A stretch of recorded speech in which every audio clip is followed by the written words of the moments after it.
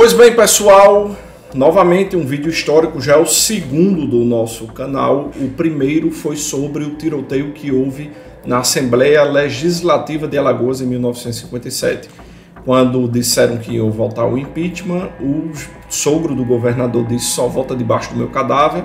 E os caras naquela época eram caba macho, viu? E doido. É por isso que Alagoas tem essa fama no Brasil.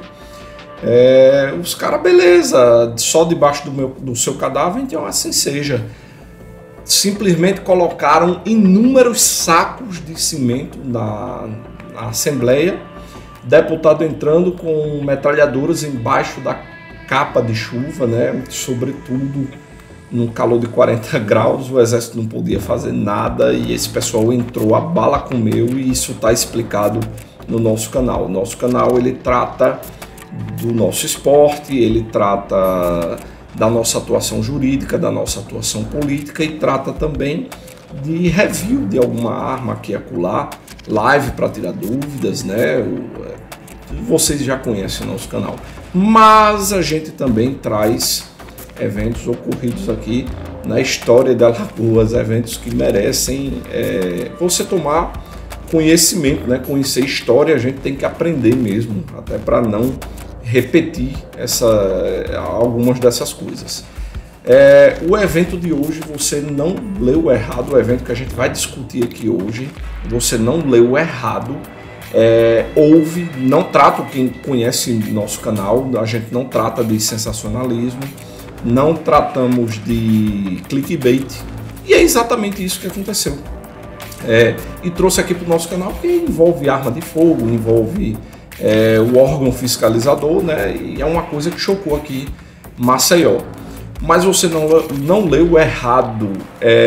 Em 1986 houve um tiroteio, e não foi no estande de tiro, foi um tiroteio no 59º Batalhão de Infantaria Motorizada. Vamos aqui à situação.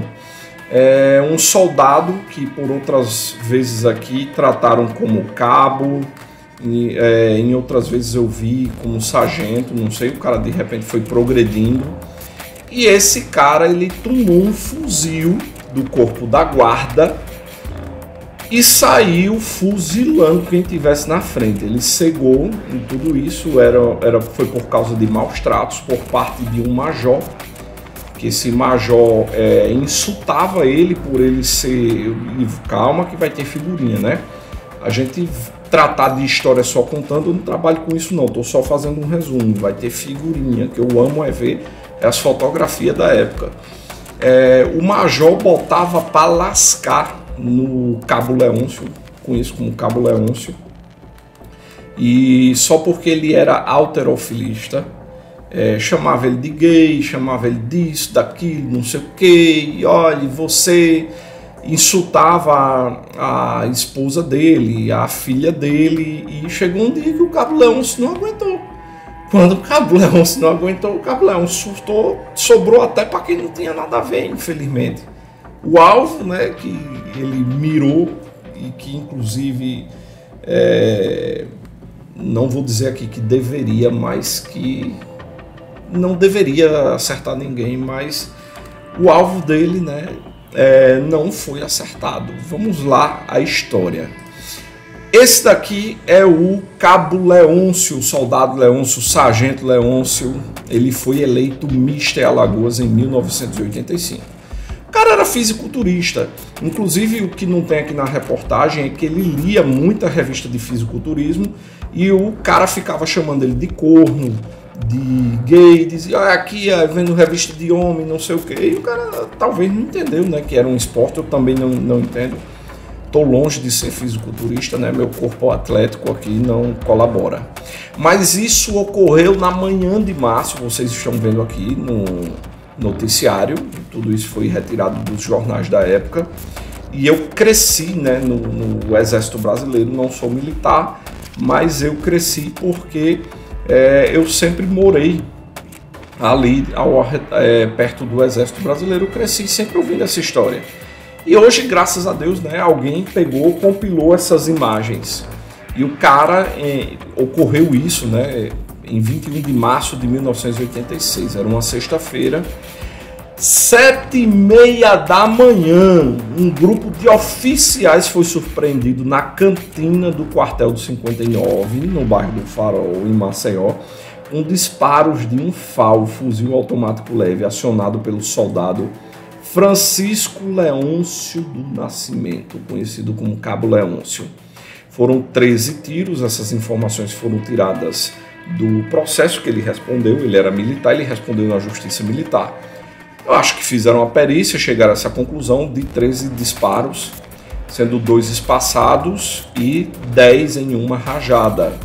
Uma das vítimas, o coronel Glênio Carvalho de Souza, 48 anos, era o comandante. Ou seja, mataram o comandante do 59 em 1986. Foi um cabo. Estava lá, todo mundo de serviço, e aconteceu esse desentendimento aí. O comandante ele faleceu ao chegar no pronto-socorro da capital. Uma das balas o atingiu na altura do coração, 2 no abdômen e uma esfacilou sua perna direita. Meu irmão, FAL não brinca não, viu? 7,62 é um calibre altamente enérgico. O civil João Santana era o dono da cantina e fora barbeiro do quartel por muitos anos. Morreu no local ao ter a coxa direita dilacerada. Tinha montado o estabelecimento no Cassino dos Oficiais há 1 ano. Esse daqui é o coronel Glênio, que foi assassinado pelo Cabo Leôncio, né? O Cabo Leôncio, vocês vão conhecer a história, ele não tinha problemas com esse coronel não. Esse coronel só fez uma sacanagem com o Cabo Leôncio em relação a uma omissão, que a gente vai contar agora a história do porquê aconteceu isso. Ficaram feridos o Major Marco Antônio Cunha, que esse foi o cara que sacaneou o Cabo Leôncio a vida inteira, foi atingido na cabeça e nas costas, se submeteu à cirurgia e seu quadro inspirou cuidados especiais por vários dias. Mas queria notícia desse pessoal, onde é que ele anda, né? Sargento Adinair ficou em estado grave. Cabo Carlito era cunhado de João Santana, foi levemente ferido, ficou situação semelhante à do soldado Antônio Vieira, que foi atingido de raspão. E nos jornais da época consta que uma criança no bairro do Jacintinho, porque bairro do Jacintinho era do Cabo Leôncio morava, ele empreendeu fuga, a gente vai detalhar isso para vocês, e foram procurar ele no bairro do Jacintinho, e parece que uma criança ficou sofrida, ele morava lá no bairro do Jacintinho. Também sofrera ferimentos durante a fuga do soldado Leôncio. Não foi possível confirmar. Esse daqui era o dono da cantina, que faleceu, infelizmente faleceu.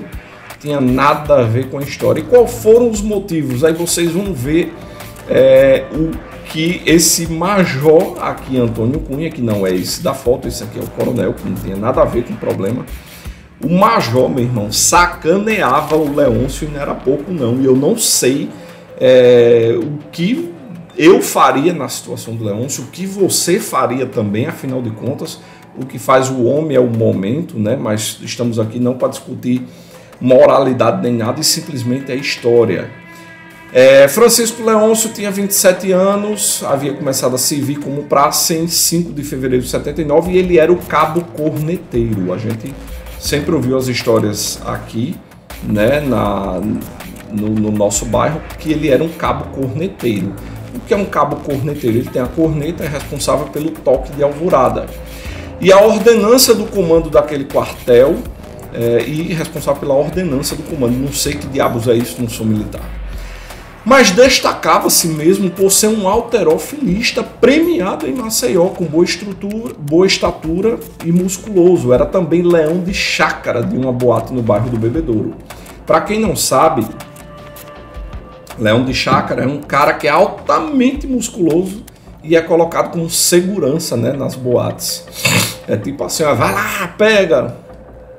Leôncio nasceu no povoado Barreira, em Coruripe. Tá, poxa, o cara é de Coruripe. É um município aqui de Alagoas. Casado com Ângela, na época estava grávida de 6 meses, tinha uma filha de 3 anos, revelava para os amigos que estava prestes, olha a bomba prestes a explodir, revelava para os amigos que estava prestes a cumprir o tempo máximo permitido para a permanência no exército como praça e que não tinha profissão. Temendo pelo seu futuro e da família, vinha pensando em antecipar sua baixa, motivado pelos maus tratos que o Major Cunha lhe infringia. Major Marco Antônio Cunha. Nos depoimentos durante o inquérito dos crimes, que isso foi julgado, né, pela Justiça Militar, e está aqui os depoimentos, né, do cabo corneteiro Leôncio. Relatou que constantemente o Major Cunha o chamava de homossexual na presença de outros militares. Claro que aqui está de maneira formal, né? A gente que ouviu as histórias, principalmente de quem se viu, era chamando ele de corno, chamando ele de homossexual por causa dele ver essas revistas alterofilistas. Não sei se o Major tinha algum fetiche em homem musculoso, não faço ideia. Eu sei que pegou, escolheu o cabo Leôncio, corneteiro, para Cristo, e tome. Aí chegou o dia que ao juiz auditor Arnaldo Ferreira Lima, esse foi o juiz julgador, o juiz militar, Leôncio disse que o subcomandante, que é esse major, chegou a duvidar que ele fosse o verdadeiro pai da filha dele. Certa vez, isso palavras do próprio cabo Leôncio, ele chegou a perguntar à própria esposa do cabo Leôncio. Esse constrangimento ocorreu num dia em que sua mulher e filha foram ao quartel. A filha precisou ir ao banheiro. Ele levou as duas e ficou na porta. A ocasião em que o major, na frente de todo mundo, ao ver a menina sair do banheiro, perguntou se Leôncio era o pai. E disse que, quando teve a confirmação, que não acreditava. Esperou minha mulher sair do banheiro e perguntou também a ela. E quando ela disse sim, ele saiu gargalhando. Realmente, poxa, o major não admitia que eu praticasse alterofilismo e dizia que isso era coisa de pederasta. Por isso ele me obrigava a fazer faxina 3 ou 4 vezes por dia em seu gabinete, somente para me desmoralizar. Frequentemente ele me repreendia publicamente em termos humilhantes e vexatórios. Em outra ocasião, isso foram palavras do cabo Leôncio, o major obrigou a ficar subindo e descendo de um galho de árvore. Cara, esse subindo e descendo de um galho de árvore, entendeu? Eu acho que isso aqui, o major fez alusão, entendeu? A um macaco. Eu vejo aqui um caso grave, inclusive, de racismo, que infelizmente nessa época o racismo não era tratado como é tratado hoje, era uma coisa comum. Hoje, graças a Deus, o racismo é crime inafiançável, se eu não me engano, é hediondo. E hoje esse major teria outro tratamento, entendeu? Mas ele recebeu o tratamento da bala do cabo Leôncio. Vamos chegar lá.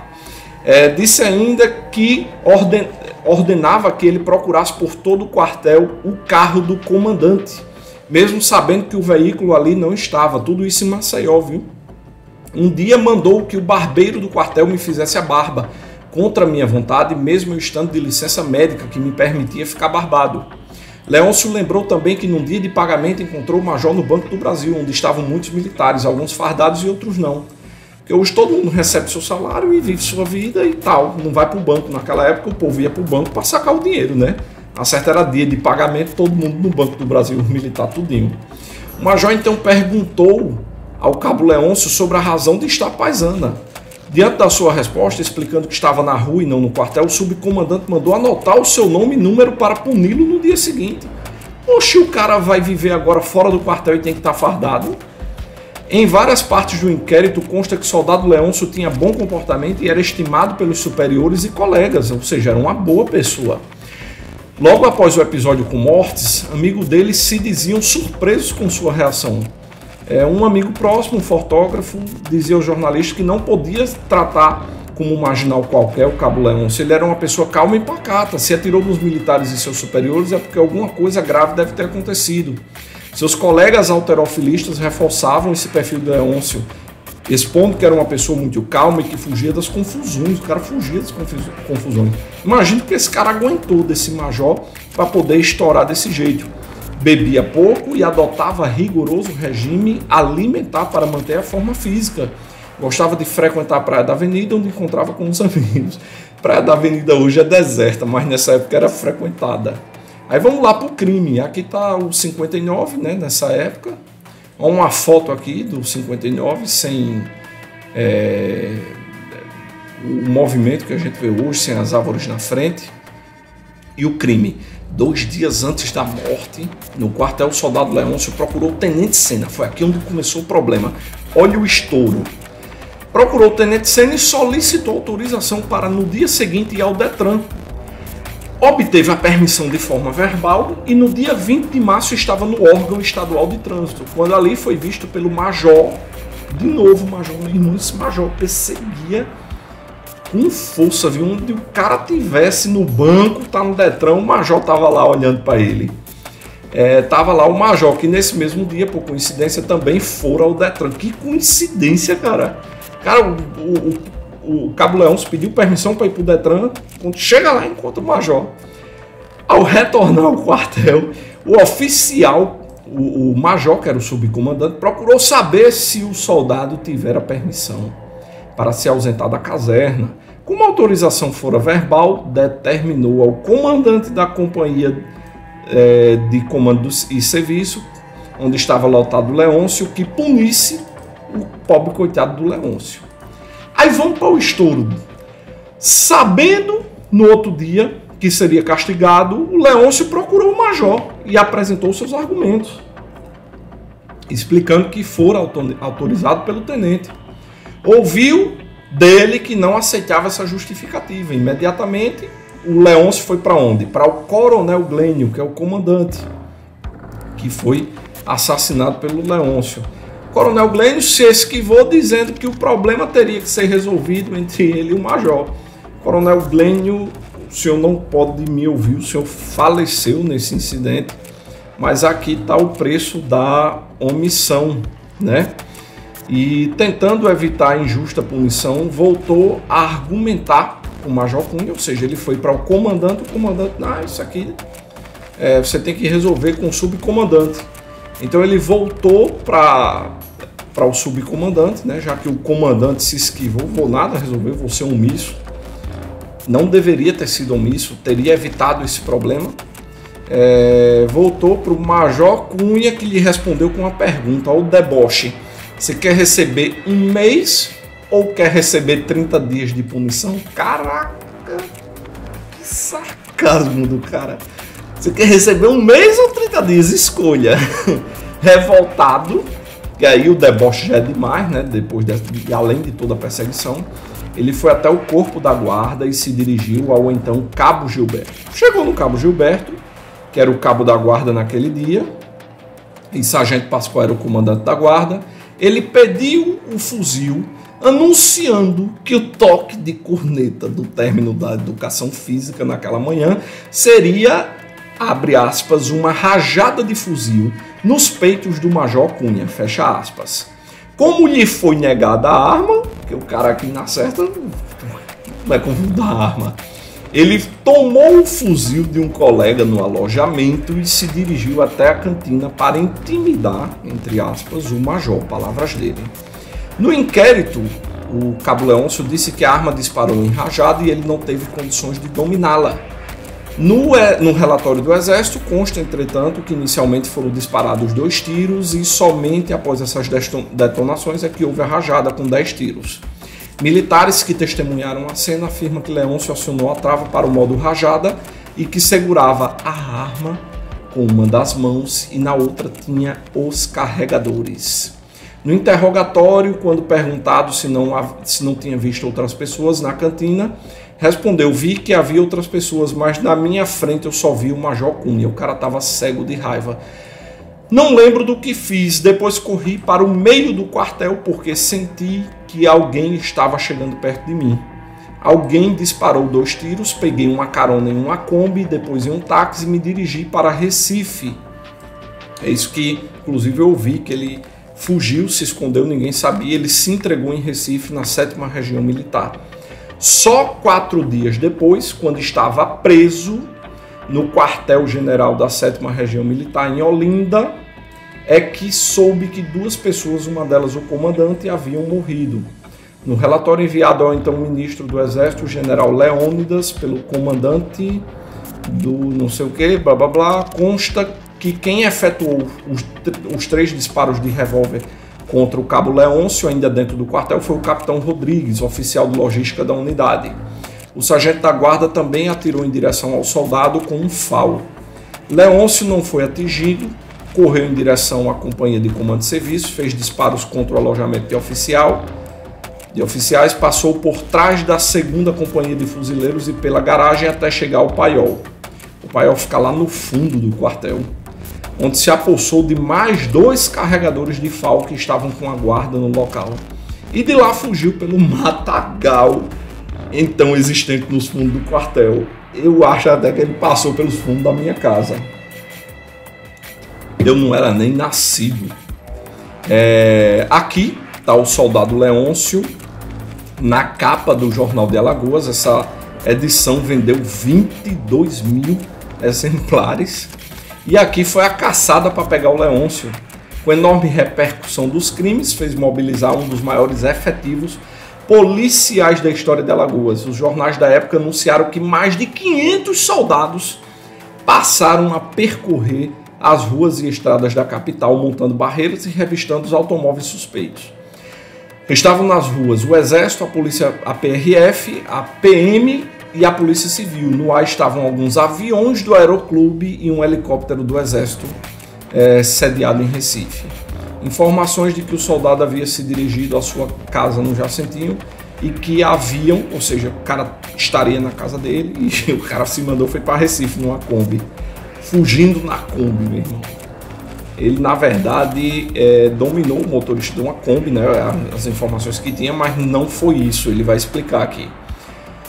Foram na casa dele, chegaram lá na esposa dele, que ela quase foi fuzilada pelos policiais. Só não fizeram isso porque uma vizinha gritou que o marido dela não estava em casa.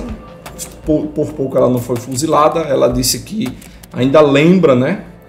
Sente medo ao lembrar de dezenas de armas e soldados apontando na sua cara. A caçada não surtiu efeito. Leôncio, ainda armado, foi para Recife. Para justificar ao taxista contratado o porte do fuzil e das 250 balas, o cara tava com um FAL e 250 munições. Para ele se justificar, né, ao transporte que ele enganou ali, ele disse que tinha se perdido da tropa em um exercício militar e que precisava voltar à sua unidade. No mesmo dia, por volta das 14h40, se apresentou ao quartel-general da 7ª Região Militar, em Recife. Alertado ao 4º Batalhão de Polícia do Exército, foi Leôncio preso e conduzido ao quartel, onde foi lavrado auto de prisão em flagrante. Não mataram ele. Em Maceió, José Tavares decretou 8 dias de luto, suspendeu a nomeação do novo comandante da PM.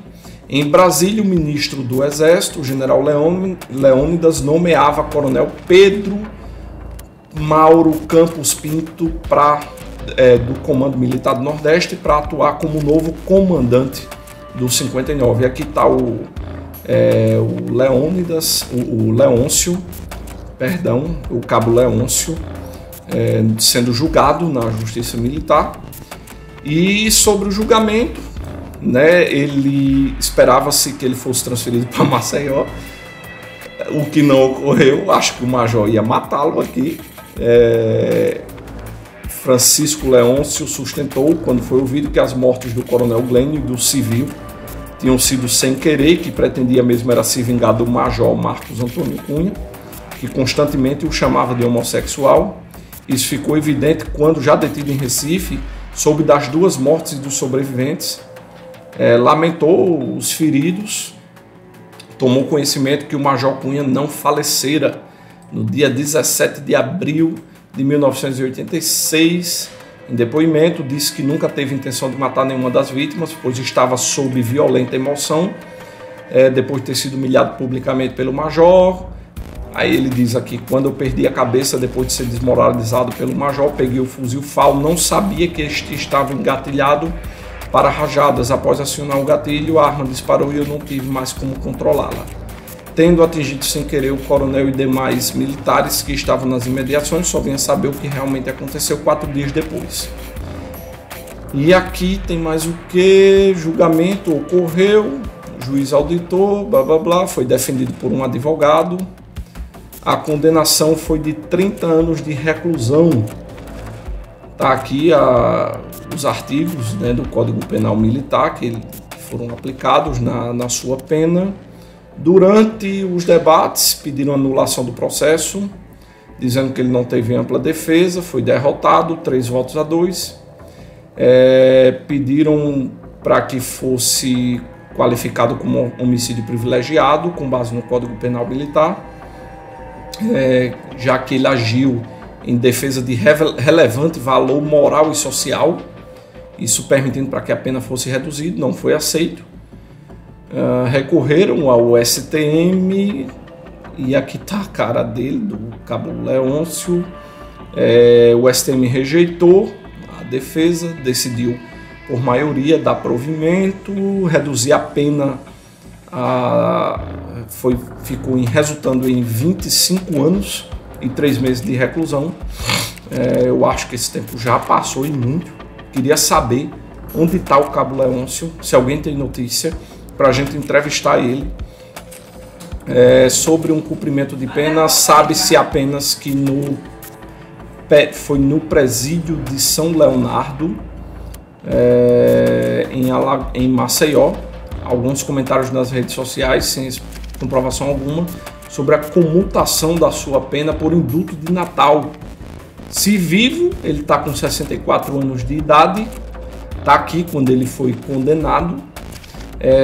Questão de autoritarismo, aqui fala sobre o coronel Glênio, né, que era linha dura, muito severo, intransigente com os subordinados. Pesava também contra ele a acusação de ter participado de assassinatos, né, aqui do sargento Raimundo. Os caras... E outra coisa, um jornal aqui dizia que ele era torturador. Acredito que esse cara não deve estar no céu uma hora dessa não, viu? A denúncia, blá blá blá, aqui o cara que morreu, né? Mas não foi o major que causou todo o problema, entendeu? Cara, o Major Cunha também se defendeu das acusações de autoritarismo, negando seu depoimento. Claro que vai negar, né? Mas a gente aqui tem uns depoimentos do pessoal que estava aqui, entendeu?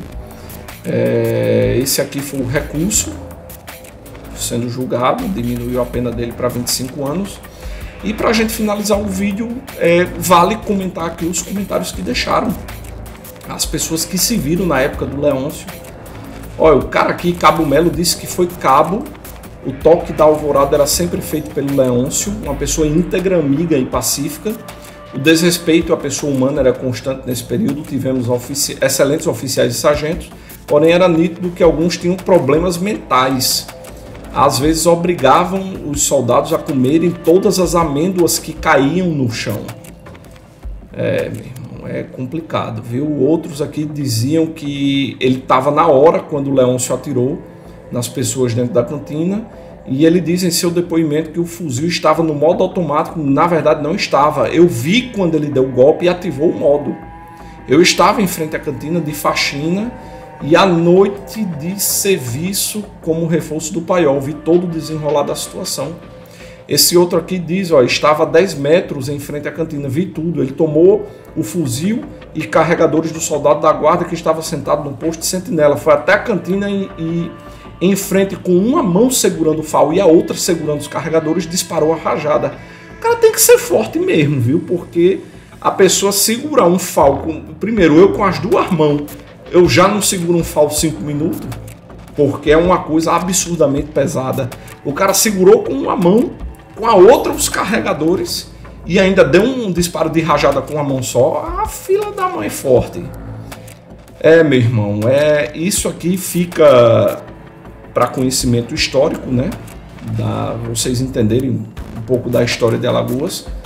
Já contei um evento, aqui já vai outro. Espero que também sirva de lição, que respeitem, né? Principalmente quem é militar, respeitem a dignidade humana ali de quem é seu subordinado, porque o homem é o momento, ninguém merece ser esculachado assim dessa forma, ninguém merece ser tratado como o Cabo Leôncio, né, como ele foi tratado, tá aqui o Cabo Leôncio. Eu espero que episódios como esse nunca tornem a acontecer, e é para isso que serve a história, né? A gente conhecer, saber e não repeti-la se for o caso. Um forte abraço, fiquem com Deus.